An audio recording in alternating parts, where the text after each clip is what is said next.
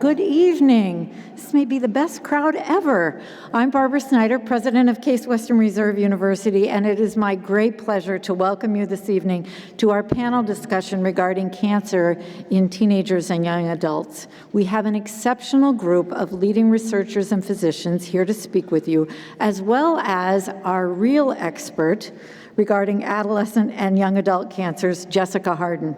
Jessica was a 20-year-old Ohio State University undergraduate when her dermatologist diagnosed her with stage 3B melanoma during spring break. The Strongsville native withdrew from college to be close to her family while she literally fought for her life. She faced many of the fears and struggles common to those struck by the disease, but her age also posed some unique challenges, both physically and psychologically. Since 1975, research has allowed our nation to improve dramatically the survival rate of children and adults, but the statistics for adolescents and young adults with cancer have remained stagnant. Today, cancer kills more adolescents and young people than any other disease. The reasons are many, among them delayed diagnoses, the availability of health insurance for that population, biological distinctions among different age groups. The situation is in fact so grave that in 2006, the National Cancer Institute issued a landmark report about adolescent and young adult cancers called Closing the Gap. In it, the NCI declared that those with adolescent and young adult cancers, referred to for short as AYA, exist in a no man's land between pediatric and adult oncology. At about the same time the Institute made that statement, Dr. John Laterrio was making the decision to leave a plum position at the National Cancer Institute to lead pediatric oncology here. He believed the report represented a call to action, and upon arriving in Cleveland, Dr. Laterrio began working with his new colleagues at Case Western Reserve and university hospitals to answer that call.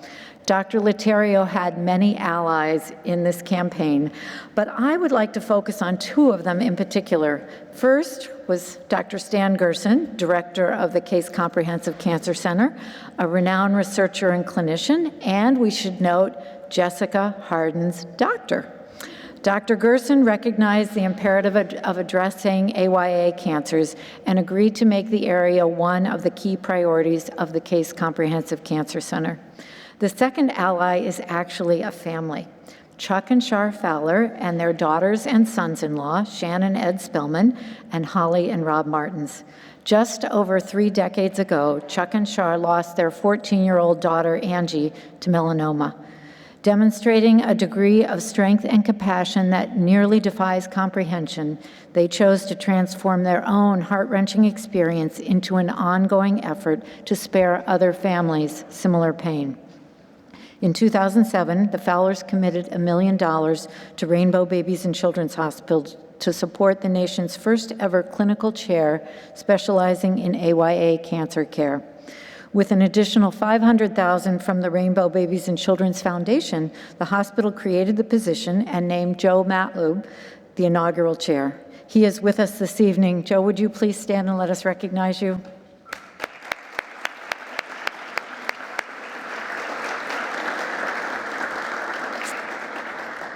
Four years later, Chuck and Shar joined with their daughters and sons-in-law to announce a second landmark gift, $17 million, to create the Angie Fowler Adolescent and Young Adult Cancer Institute. This stunning space within Rainbow Babies and Children's Hospital is expressly designed to meet the needs and interests of AYA patients. It is quite simply an area that exudes the spirit of treating the whole patient. In this case, vibrant young people just approaching the fullness of their lives. Today, I am honored to announce that the Fowlers have continued their remarkable efforts with another extraordinary commitment. I would like to ask Chuck and Shar and their daughter Shan, and I don't know, is Ed here tonight? No, okay. Chuck and Shar and Shan, come on up. I know, you have to walk all the way around to get to the stairs. So Shar, Chuck, and Shan, none of us can begin to imagine all that you've endured since Angie's death in 1983. But what we can see unbelievably clearly is the power of a family's love to transform overwhelming grief into a tidal wave of more positive outcome for other people. Today, you add the third essential piece of your efforts involving AYA cancer, $6.7 million in research support to enable scientists and physicians to pursue new treatments and even cures for this once indomitable disease.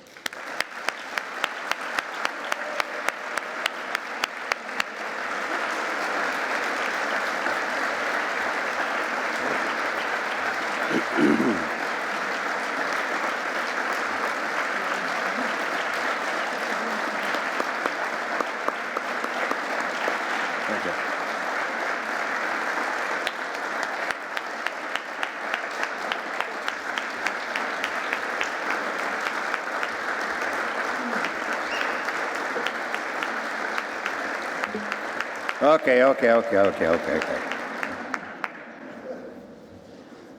Well, thank you. Thank you for that wonderful introduction, Barbara. Thank you. I normally get to introduce her, but that's fun to do it the other way around once in a while. And thank you all for not only being here, but your appreciation of what we've been able to accomplish and do for AYA cancers, and what we hopefully are going to be able to start up with that will improve the outcomes of the future generations of AYA patients. So first of all, thank you for coming. It's a lovely, warm Northeast Ohio day, and a lot of other things to be doing, but thanks for being here and participating in this event. And we're in for an exciting time with some great information and knowledge that we're going to hear from our panelists a little later. So it's certainly it's an exciting opportunity for our family, going from what was certainly a tragic and heartfelt loss of Angie some number of years ago, to really trying to find a way to focus on improving that experience for future generations. And certainly one of the things we wanted to do initially was find a way to improve the treatment, because most AYA patients were either treated in pediatric with little babies or with really old people in the others areas and so forth, which is, it's the way it is, but it wasn't necessarily conducive to enjoyable or some enjoyment out of treatment, et cetera. So the new AYA Angie Institute up on the 8th floor of Rainbow is remarkable, and I congratulate the University Hospital and the architects, and they had a little help here and there from a few of us.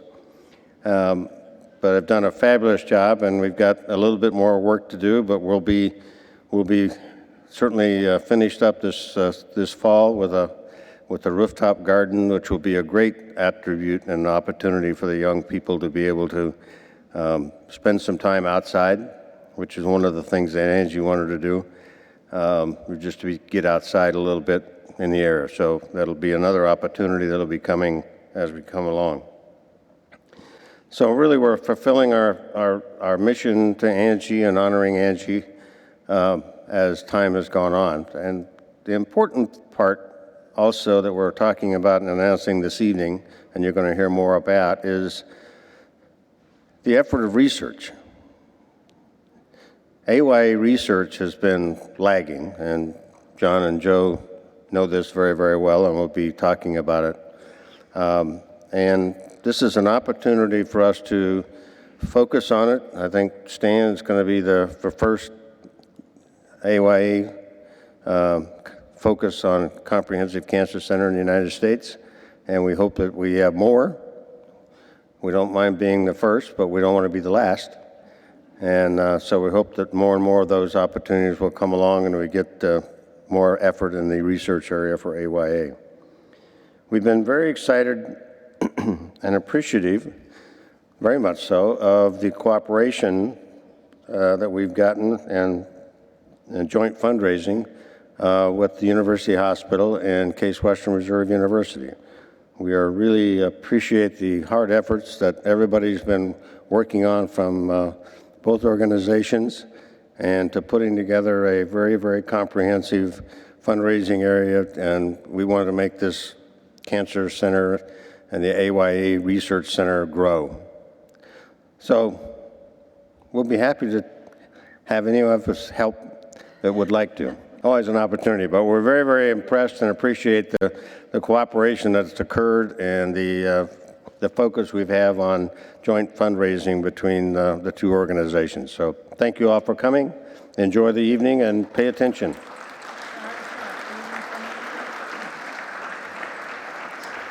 I'd just like to thank you for attending, and I hope you all help spread the word at how important this mission is for all of us and for the future of many young Americans. Thank you.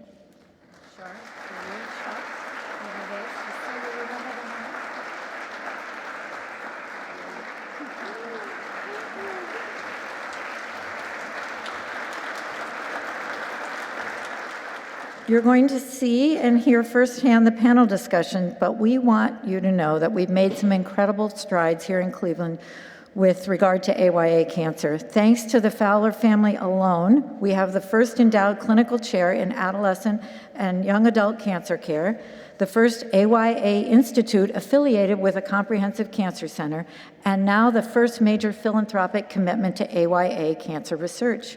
We know that translation, or as we like to say at Case Western Reserve, moving things from lab to life, requires collaboration across the research and clinical spectrum. With more than 350 members, the Case Comprehensive Cancer Center exemplifies this concept.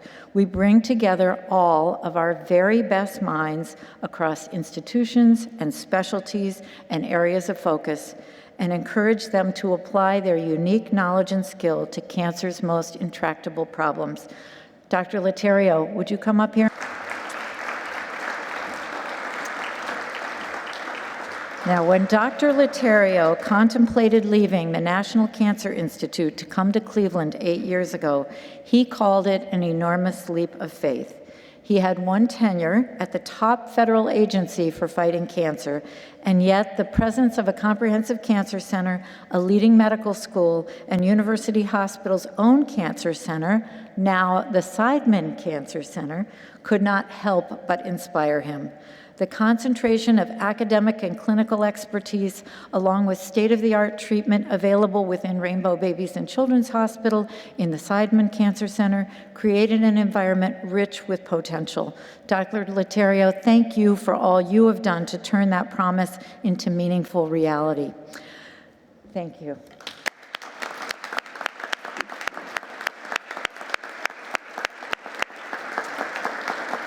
And we're still not quite done yet. Let me ask Tom Zenti, the CEO of University Hospitals, to come forward.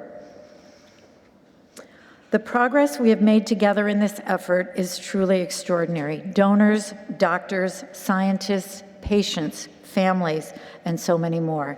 It is now my great honor to announce another significant step in the fight against adolescent and young adult cancers. Case Western Reserve University and University Hospitals have agreed to work together to raise substantial new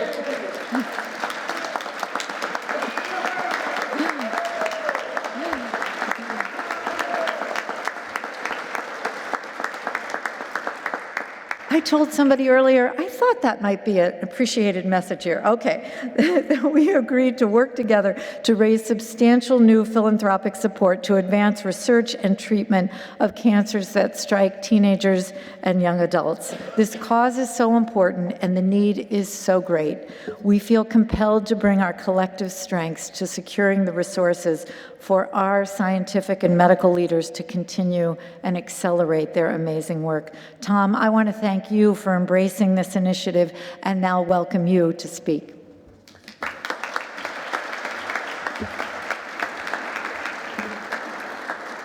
Well, thank you, Barbara, and good evening to all of you. This is indeed a night of big announcements in so many fronts. And I'd like to also thank the Fowlers, whose kindness and generosity are nothing short of breathtaking, not only for our respective organizations, but certainly for the community in which we live. In just 11 days, University Hospital's Case Medical Center and our support community will celebrate the grand opening of the first phase of Angie's Institute, as Chuck just mentioned. And this is the outpatient treatment center on Rainbow's 8th floor. Angie's Institute is a partnership between Rainbow and the Seidman Cancer Center. Tonight's gift to the Case Comprehensive Cancer Center from the Fowlers raises the family's total personal commitment to AYA cancer to nearly $25 million.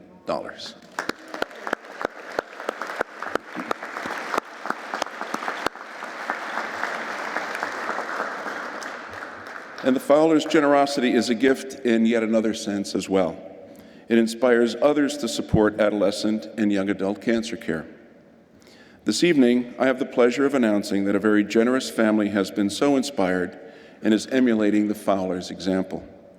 This family, who wishes to remain anonymous, has also been touched by AYA cancer.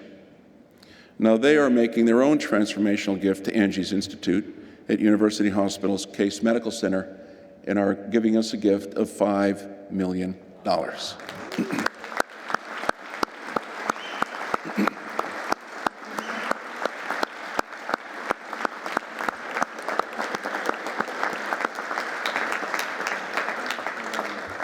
These generous donors were inspired by the unique cooperative philanthropy, as Barbara just mentioned, between University Hospitals and Case Western Reserve University around Angie's Institute.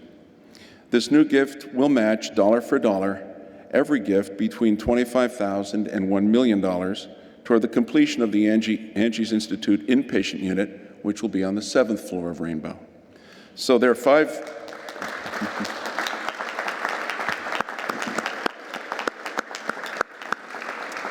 their $5 million challenge grant will actually be leveraged into ultimately a $10 million gift. As we've seen tonight, and as we've seen for generations, our community is exceptionally generous. This gift challenge invites others to step up and take advantage of the opportunity to compound the impact of their own giving. Every year, adolescent and young adult cancer strikes more than 70,000 young people. Tonight, we assure them that the Fowlers and our newest donors and our entire community are on their side. I'm privileged to share with you the story of just one of them who has put her trust in Angie's Institute and in all of us and in all of you. She's a brave and beautiful 23-year-old woman from suburban Youngstown named Justine Eula. Justine was a fun-loving 13-year-old soccer player who wore her bruises on her legs like badges of honor. Then one day she pulled a hamstring, and during an exam, a doctor found a lump on her lower back. It turned out to be an aggressive bone cancer called Ewing sarcoma. Justine came to Rainbow, and her treatment team helped her fight back with surgeries and chemotherapy until she was cancer-free.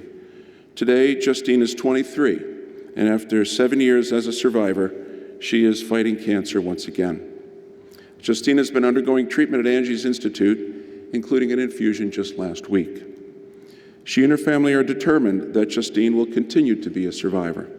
She dreams of someday devoting her life to children as a special education teacher, and we want Justine to count on our comprehensive AYA follow-up care and survivors program for many years to come.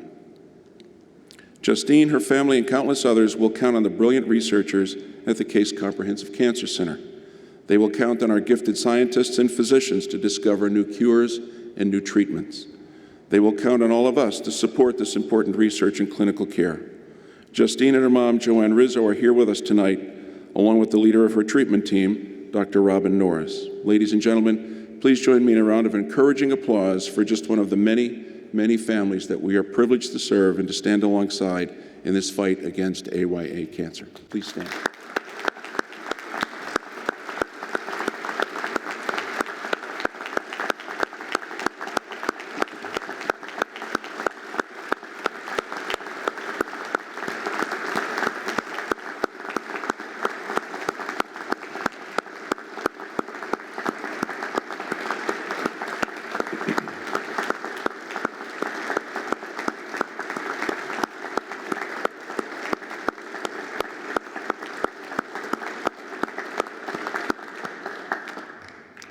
Justine, we extend our warmest, most heartfelt wishes to you in your ongoing journey, and you can count up on all of us to be here to support you in the many years to come.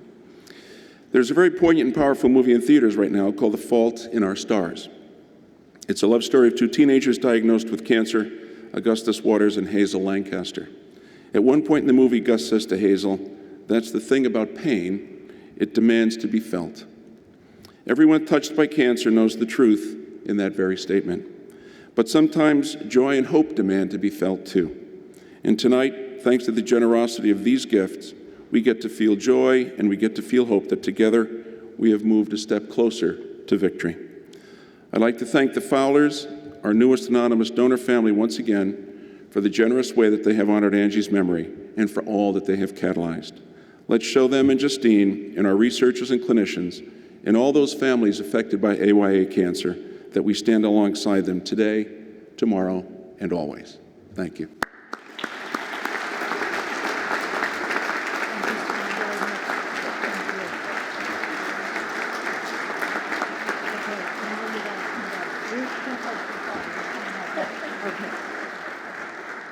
All right.